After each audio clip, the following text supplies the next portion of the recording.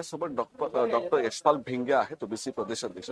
Sir, काय बोलाल? आज नेमकी पत्रकार परिषद घेण्यात आलेली आहे. अहिल्याबाई होळकर यांच्या संदर्भात जो काय अपमानग्रस्त झाले त्याच्याबद्दल आपण काय बोलाल? 10 जानेवारी हा दिवस आमच्यासाठी काळा दिवस होता. त्याचं कारण मोदी सरकारनं वाराणसी येथील अहिल्यादेवींनी बांधकाम केलेला जो काही मनकर्णिका घाट होता तो बुलडोजर लावून पाडलाय. म्हणजे आजपर्यंत यांचं बुलडोजर हे मुस्लिमांच्या घरावर चालताना मी बघत होतो. आता आमच्या हिंदूंच्या अस्मितेवरती हे बुलडोजर चालायला लागलेलं आहे आणि तो घाट पूर्णतः उद्ध्वस्त झाला. त्या ठिकाणी 2 महत्वाच्या मूर्त्या होत्या. एक अहिल्यादेवी होळकरांची एक मूर्ती होती आणि दुसरी गंगा नदीची मूर्ती होती. त्या दोन्ही मूर्त्या पायदळी तुडवण्यात आल्या. अक्षरशः लोक त्याच्यावरून जाताना आपण त्या व्हिडिओमध्ये पण पाहिलेला आहे. त्यामुळं महाराष्ट्रामधल्या सगळ्या धनगर समाजाच्या मनामध्ये प्रचंड असंतोष आहे, राग आहे. एका बाजूला तुम्ही काशी कॉरिडॉरच्या निमित्तानं अहिल्यादेवींना वंदन करता मोठा कार्यक्रम घेता आणि दुसऱ्या बाजूला ज्या अहिल्यादेवींनी म्हणजे नेपाळ पासून या अहिल्यादेवी आहेत आणि तुम्ही तर अहिल्यादेवींना हिंदू धर्म रक्षिणी म्हणून त्या ठिकाणी गौरविलं. दुसऱ्या बाजूला अहिल्यादेवींनी बांधलेला घाट तर उद्ध्वस्त केला. अहिल्यादेवींच्या प्रतिमेची विटंबना केली.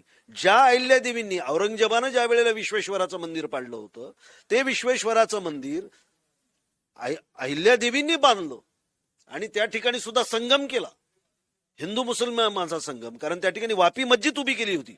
वापी मस्जिदीच्या बाजूला त्यावेळेला ते काशी अवधच्या नवाबाकडे होतं.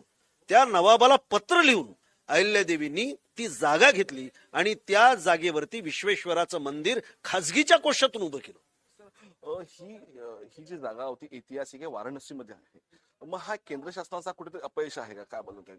नाही, मुळात हा आजचा औरंगजेब आहे असं माझं मत आहे. मोदी हा आजचा औरंगजेब आहे आणि त्यांनी आतापर्यंत जेवढी मंदिरं औरंगजेबाने पाडली नसतील, गजनीने पाडली नसतील, तेवढी मंदिरं या मोदींनी पाडलेली आहेत. आणि याच्या संदर्भातले आपल्या इथे शंकराचार्यांनी स्टेटमेंट दिलेली आहे.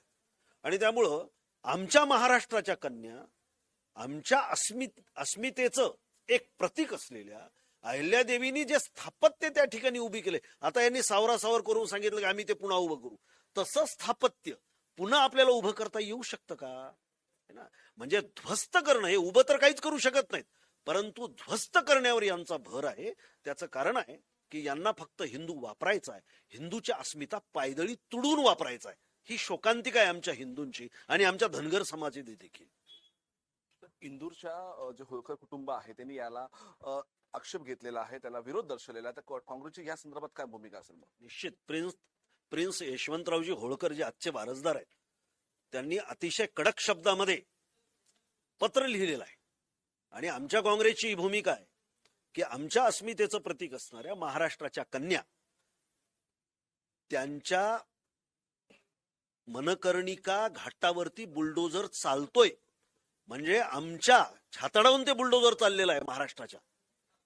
महाराष्ट्राच्या इतिहासावरून यांना बुलडोजर चालवायचं आहे आणि याचं एक प्रतीक म्हणून आम्ही याच्याकडे बघतोय, याचं एक सूचन म्हणून आम्ही याच्याकडे बघतोय. काशीतील बुलडोजर संस्कृती जी काय आहे त्या बुलडोजर संस्कृतीला मुंबईमध्ये काँग्रेस काय आक्षेप घेणार, त्या संदर्भात पुढील आंदोलनाची काय भूमिका आपली आहे, काय सांगा? नाही, आम्ही आता वाराणसीला पहिल्यांदा आत्मक्लेश करतोय.